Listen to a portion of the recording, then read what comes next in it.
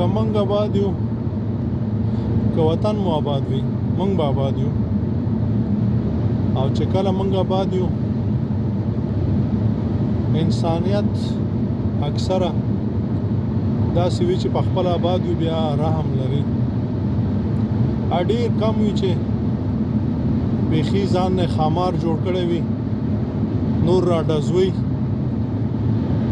او د فزیکي بدن نه معلومیږي، خو بیا هم د چا خپه نه کېږي. خو اکثریت چې وي په خپله چې آباد لږ په خوار او غریب باندې هم د دوی رحم راځي.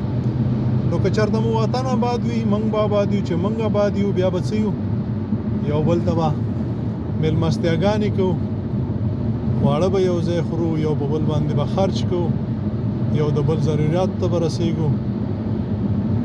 نو یو په بل به رحم کوو. کله چې موږ او تاسو یو په بل رحم کوو، خدای پاک به په موږ رحم کوي، ټولې معاملې حل کېږي. او وطن به څنګه آبادېږي؟ وطن به موږ او تاسې آبادو. وطن دا خاوره دا ولس آبادوي. ولس داسې نه ده چې ځینې خلک وایي، اکثر موږ ته په جواب کې وایي چې غریبي ده، غریبان یې آبادوي. بیا شتمن په خپله شرمېږي او هغه د تاسو نه بیا دوه زوره کا. نو که چېرته موږ راپاڅو، خپل وطن د آبادولو ژمنې وکړو، ارادې وکړو او خپل وطن خپل وشمېرو، د خپل پلار او نیکۍ وشمېرو، دا د بل چا نه دی. دا وطنونه چې موږ او تاسې ګورو، دي خلکو آباد کړي دي، دوی ته چا نه دي آباد کړي، ګاونډیانو نه دي آباد کړي، نورې نړۍ ورته نه دي آباد کړي، دوی په خپل آباد کړي دي. نو کله چې په خپل آبادۍ بیا خلک در باندې باور هم کوي، او که نه په خپله یو د بل په سر وو، رور راپاڅي رور او ترزوی راپاڅي ترزوی او ګاونډي راپاڅي ګاونډي او درزو خپ دی او هر یو بیلې بیلې فرقې جوړې کړي دي، او موریدان د پیرانو خلاف او مقتدیان د امامانو خلاف او امامان د مفتیانو خلاف او مفتیان د طالبانو خلاف.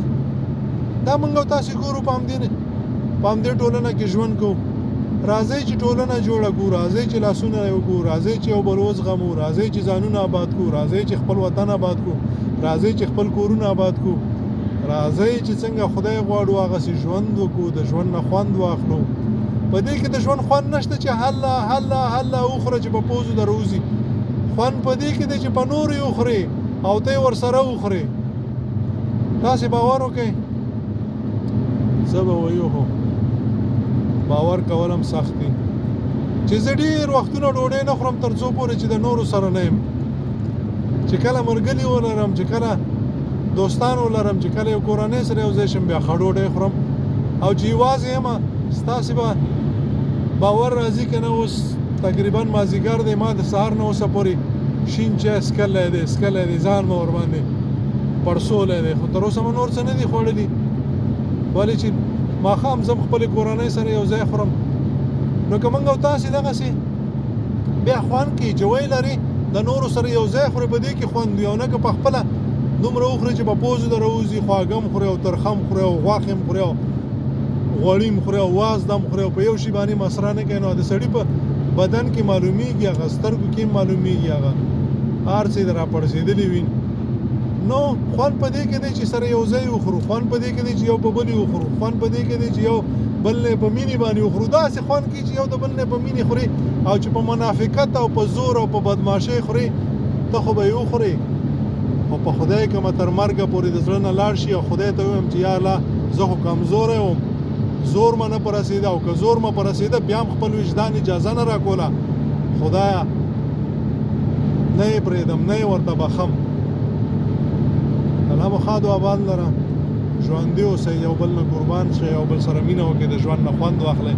السلام علیکم ورحمة الله وبرکاته.